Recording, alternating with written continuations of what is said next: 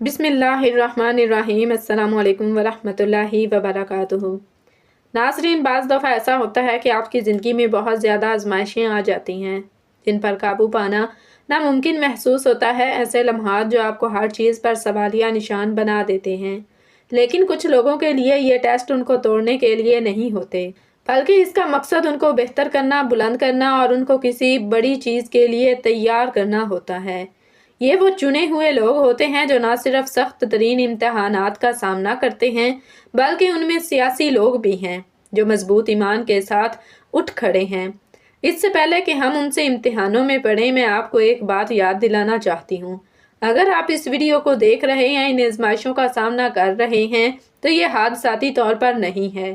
شاید آپ ابھی کسی امتحان سے گزر رہے ہیں، اور ہو سکتا ہے کہ آپ اس منتخب افراد میں سے ایک ہوں، اور آپ کو آخر تک دیکھنے کی ترغیب دیتی ہوں، کیونکہ ہو سکتا ہے کہ اس ویڈیو کے ذریعے آپ کو کوئی وجہ نشانی یا کوئی پیغام مل جائے جس کا مطلب صرف آپ کے لیے ہو۔ تو آئیے پہلے آزمائش سے شروع کرتے ہیں۔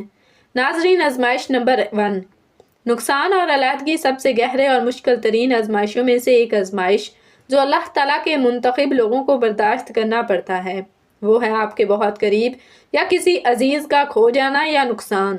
پیاروں سے ہاتھ، دولت، یا یہاں تک کہ ایک پیارے خواب کی صورت میں بھی ہو سکتا ہے۔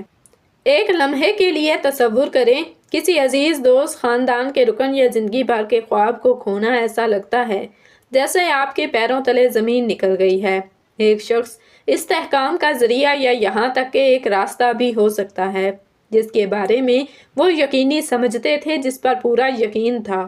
یہ امتحان سزا کے طور پر نہیں ہے، بلکہ طاقت اور ہمت کو ظاہر کرنے کے بارے میں ہے، جو شاید وہ ابھی نہیں جانتے تھے کہ ان کے پاس ہے۔ رسول اللہ صلی اللہ علیہ وسلم نے ساری زندگی ایسی مشکلات کا سامنا کیا۔ چھوٹی عمر سے ہی انہوں نے اپنے والدین، پھر اپنی پیاری بیوی حضرت خدیجہ رضی اللہ تعالیٰ عنہا اور ان چچاؤں کا صدمہ جھیلا جو ان کے مددگار تھے۔ ان میں سے ہر ایک لمحہ ایک بڑی آزمائش کا تھا، پھر بھی ہر بار انہوں نے اللہ پر مضبوطی اور استقامت ظاہر کیا۔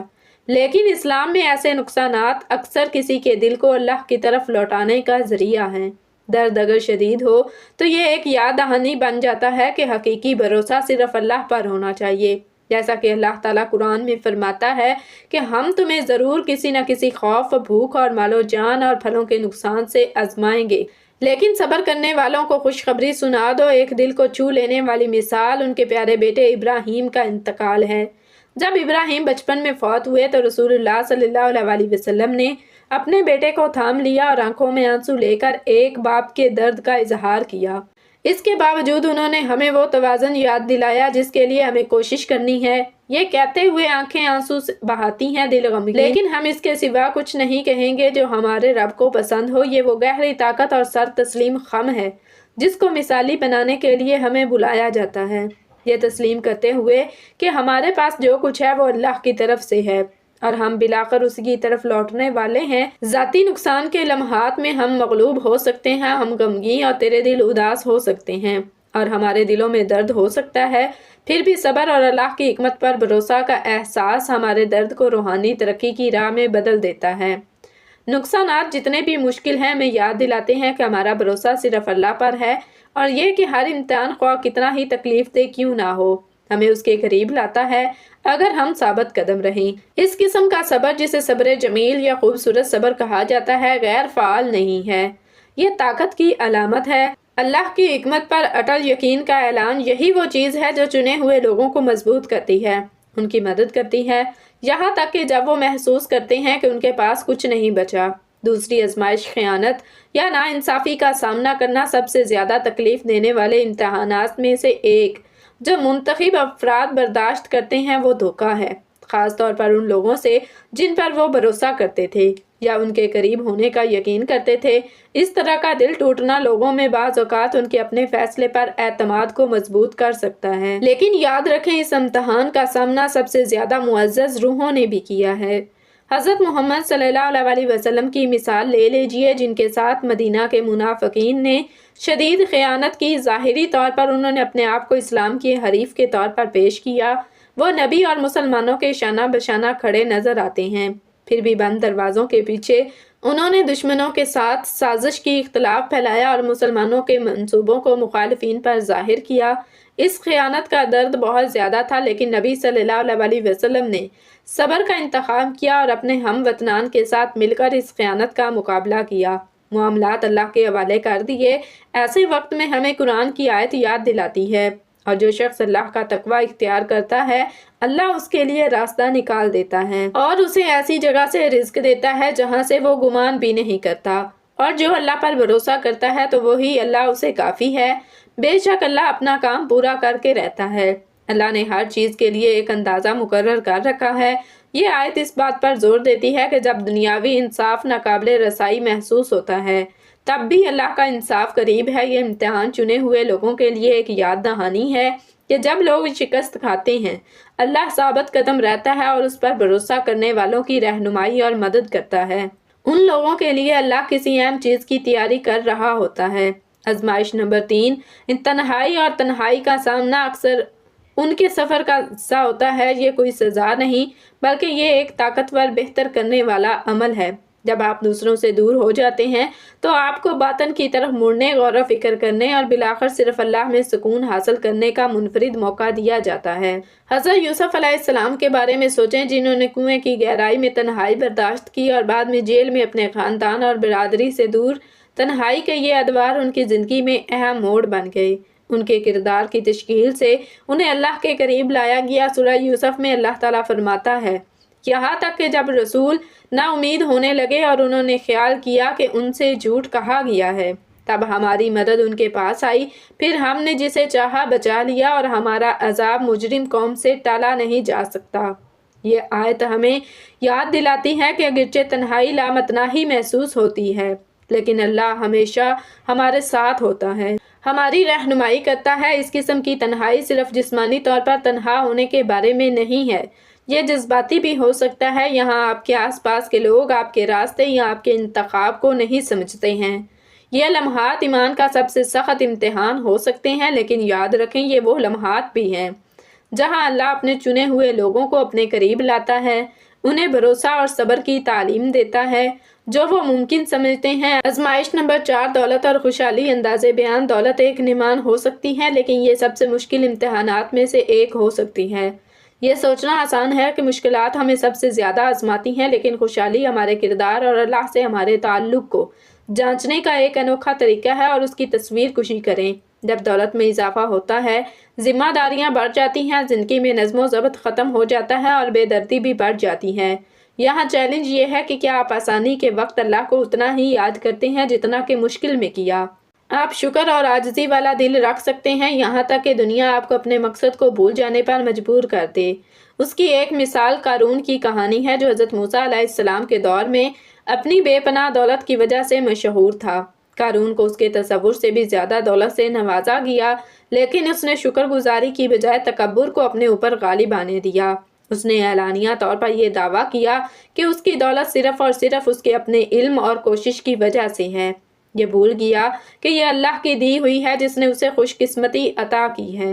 اس تکبر نے اسے زندگی میں ذلیل و خوار کر دیا اور بالآخر اس کی دولت ہی اس کے زوال کا باعث بنی۔ آج کی دنیا میں ہمیشہ عشرت پر کامیابی کی مسلسل تصاویر سے بھرے ہوئے ہیں اور پیچھا کرنے میں لگے ہوئے ہیں، اس کے آگے آسانی سے جھک جاتے ہیں۔ خوشحالی اس بات کا لطیف امتحان ہو سکتا ہے کہ آیا ہم ان معیار سے دور رہتے ہیں جو واقعی اہمیت رکھتی ہیں۔ یہ یاد رکھیں، حقیقی خوشحالی کی پیمائش دولت سے نہیں ہوتی بلکہ اس بات سے ہوتی ہے کہ ہم اسے کس طرح استعمال کرتے ہیں۔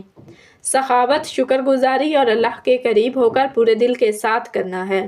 مستقل ایمان کا چیلنج کبھی کبھی سب سے مشکل امتحانات میں سے ایک امتحان انتظار کرنا ہے۔ جب ہم نے دعا کی ہے کہ سختی محنت کی ہے اور سب کچھ کیا جو ہمارے اختیار میں ہے، پھر بھی نتائج میں اتنا ہی تاخیر نظر آتی ہے، نہ ختم ہونے والا انتظار، یہاں تک کہ اس پر مایوس ہو جانا۔ مایوس ہونا آسان ہے۔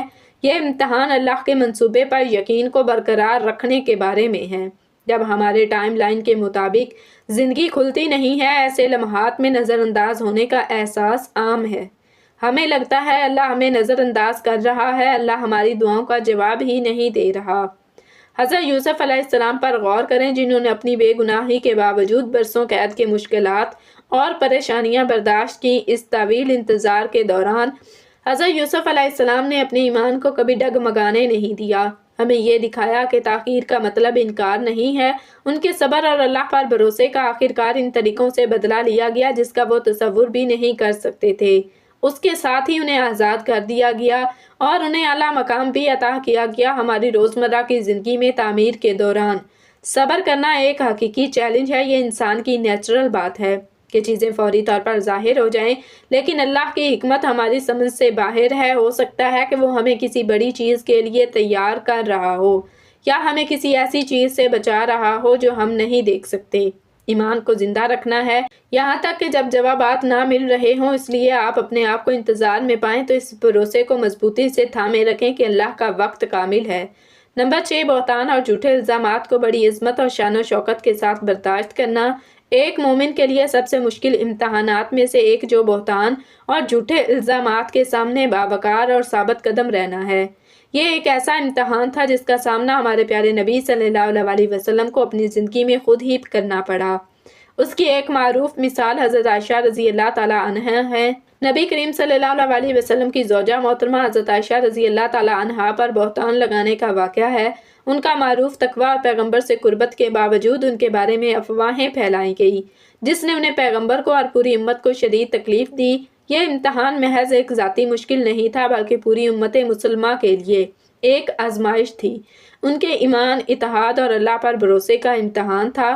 جواب میں حضرت عائشہ رضی اللہ تعالیٰ عنہا بے بنیاد الزامات کے باوجود صبر اور نماز میں اللہ کی طرف متوجہ ہوئی۔ آخر کار اللہ نے قرآن میں ان کی بے گناہی کو ظاہر کیا، یہ ظاہر کرتے ہوئے کہ حق ہمیشہ غالب رہتا ہے۔ ہماری اپنی زندگیوں میں ہمیں غلط فہمیوں کا سامنا کرنا پڑ سکتا ہے یا ہمیں تنقید اور غلط فیصلوں کا سامنا کرنا پڑ سکتا ہے۔ ثابت قدم رہنا، اللہ پر بھروسہ کرنا اور انتقامی کارروائیوں سے بچنا بہت مشکل ہو سکتا ہے، لیکن یہ سچے ایمان کی نشانیاں ہیں۔ اس طرح کے امتحان ہمیں اللہ کی حکمت اور وقت پر بھروسہ کرنے کی یاد دلاتے ہیں، یہ جانتے ہوئے کہ وہ سچائی کا دفاع کرے گا اور مخلص لوگوں کی عزت کی حفاظت بھی کرے گا۔